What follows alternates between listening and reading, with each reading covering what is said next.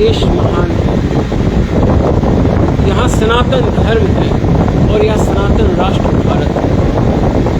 कल दो महान व्रत होंगे, एक सोमवती अमावस्या का होगा और दूसरा वट वृक्ष सावित्री वट वृक्ष पूजा का होगा। दोनों ही महान व्रत हैं और मैं अपने राष्ट्र की समस्त देवियों को, बहनों को, माताओं को, मंत्रियों को श्रद्धा से नमन करता हूँ कि वे सोमवती में भगवान नारायण की पूजा करेंगी, भगवान शिव की पूजा करेंगी, वट वृक्ष में अपने पति की दीर्घायु के लिए पूजा करेंगी। सोमवती भी पूजा में अपने पति की दीर्घायु और उसके कल्याण की भावना करेंगी और वट वृक्ष में भी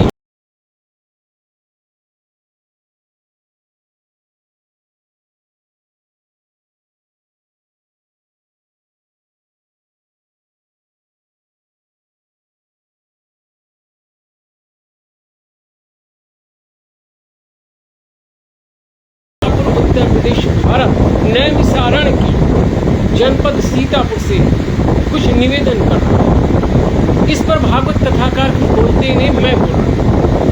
जब देवी सावित्री ने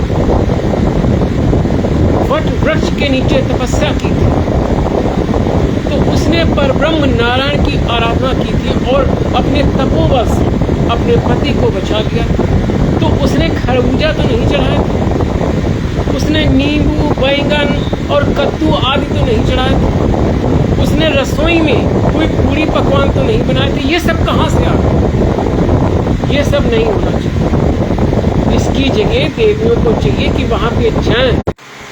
इसकी जगह चाहिए कि वो सब पूरी पकवान छोड़ें और ये खरबूजे छोड़ें। खरबूजों की वहाँ कोई आवश्यकता नहीं, किसी फल की कोई आवश्यकता नहीं। केवल श्रृंगार करके वट वृक्ष के पास जाएं, उसके नीचे आसीन होकर परब्रह्म नारायण की आराधना करें, वट वृक्ष की परिक्रमा करें और अपने पति के लिए कल्याण की भावना करें। तो इस विषय में हमारे जो धर्माधिकारी हैं, श्रद्धेय संत हैं, महापुरुष हैं, उन लोगों को इस विषय में समाज को समझाना चाहिए, हमारी देवियों को समझाना चाहिए कि अनावश्यक व्यवहार से बचें। इन महान व्रतों में रसोई का क्या काम? इन महान व्रतों में परब्रह्म की आराधना करनी चाहिए।